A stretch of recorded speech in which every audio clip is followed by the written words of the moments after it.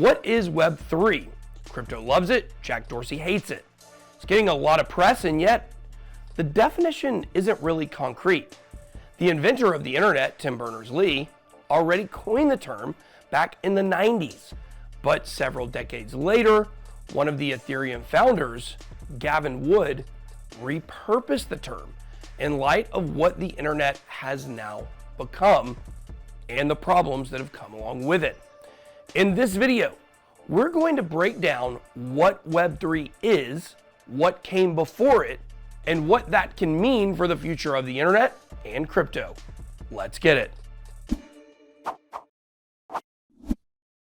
Welcome to BitBoy Crypto. My name is Ben. My mission is to empower you to find financial freedom through crypto assets. If that sounds good, hit that subscribe button. You also may want to click that bell for notifications so YouTube doesn't hide our videos from you.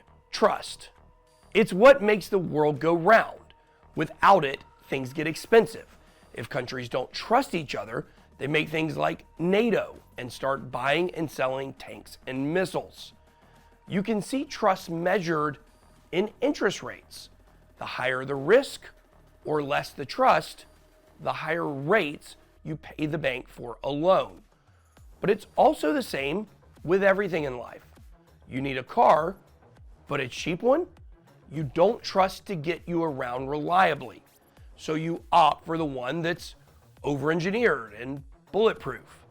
That's why the average price of the Toyota Tacoma and Land Cruiser depreciates far less than other vehicles in their class.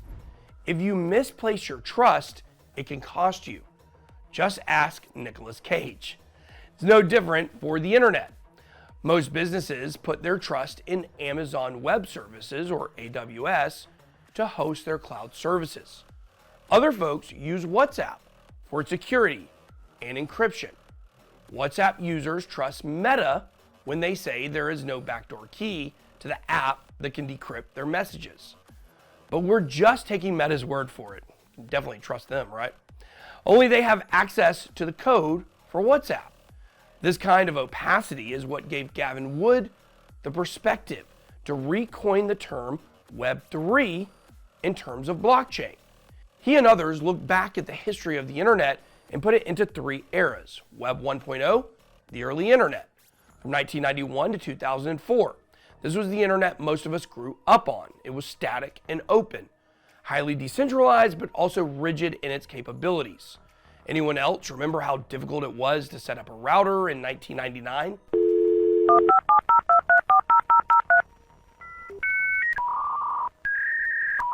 The other difference between Web 1.0 and now is that users were consumers of content, not producers of content. Content creation is what takes us to the next iteration of the internet, where we are today, Web 2.0. Starting in 2005 to the current day, the 2.0 version of the internet started with MySpace and evolved the internet into a thing that you use every day instead of a static hub that you visit in the evenings or at work. It also ushered in the centralization of tech into a handful of silos that gather user information and sell it back to them in the form of ads and products. It changed social media into what we have now, corporate media. It's when FANG stocks became a thing and how censorship and deplatforming has been able to run rampant and unchecked for the past few years. The oligarchs holding the keys to our data are almost fully in control of what takes place on the mainstream internet. Is our data safe? Is it being used in ethical ways? Can I access all of it?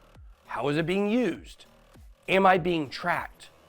All mainstream internet users have to trust these mega corporations to do what is best for the internet and for freedom. But as we've seen and always suspected, they can't be trusted.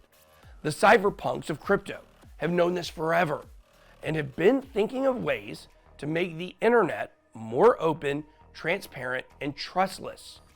They knew blockchain could help with that, but didn't know how until Bitcoin. Bitcoin was the first piece of trustless technology that took off. And from there, the thought leaders of crypto have been trying to bring trusting less to the mainstream internet. That's what Web3 is. It's a more open internet where users and builders have a stake in their data, and the platforms are more open, often tokenized, and above all, less centralized than Web 2.0. Take a look at some of the problems with Web 2.0 in the BitBoy special that you can check out by clicking above. Moving away from Web 2.0 sounds great. So great, in fact, that Gavin Wood made an entire foundation about it, the Web3 Foundation. It has given out over 300 grants to Web3 companies since 2019. If you look at most of the tokens on CoinMarketCap, the majority would be considered Web3.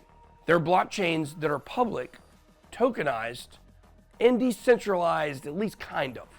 It's important to note the Bitcoin itself and other cryptos that don't have native support for NFTs, like Litecoin, aren't technically Web3.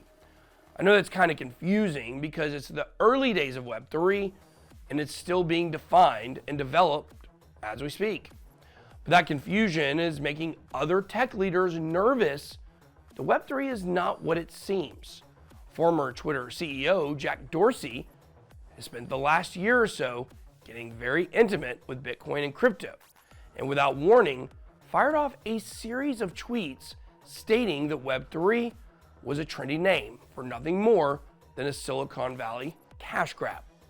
And users should be wary of any promises made by Web3 developers. Is he right? Is this all just a gimmick? Well, I can tell you one thing. It's convenient for the guy who created one of the most centralized and censoring corporate media companies on the planet to be opposed to an open web initiative. Yes, Jack has been getting into Bitcoin, like I said earlier, but the timing is too good. Needless to say, I don't like Jack. Until he shows more initiative with non-centralized work, we should remain extremely skeptical of his goals and motivations. But we can't discount what he says. After all, he is connected to that world. So let's take a look at the Web3 Foundation and what they do. If you look at their GitHub, it's rows of projects that range from gaming to healthcare to advertising. Seems legit. But you'll start to notice something. A lot of the projects are based on Polkadot, Gavin's own Web3 project. Convenient. Oh, and the foundation gets equity in the company they give a grant to. Level 3 grant members get VC introductions. Take a look at Akala, a project we like and are excited about. The ACA token isn't available to purchase at the time of this recording, but according to their own website, more than half of the ACA distribution is going back to backers and team members. Some of those team members are part of the Web3 Foundation. Oh gosh, is Jack right? Well, maybe. But like I said, these are the early days, and just because groups of tech bros call themselves Web3 doesn't mean they are Web3. Do you know how many cryptos in 2011 were saying that they were the best digital currency for the world? A lot. But all of them are gone now, and we have Bitcoin.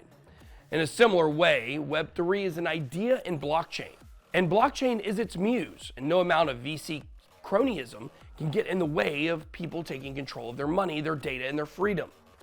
The age of tech monoliths is over, and the more they try to use the old ways of doing business to a new age of technology, the faster we can finish writing their chapters in history. Comment below with your favorite Web3 project and which corporate media company you despise the most. Also, don't forget to smash that like and subscribe button and hit the notification bell while you're at it. That's all I got. Be blessed. Good boy out.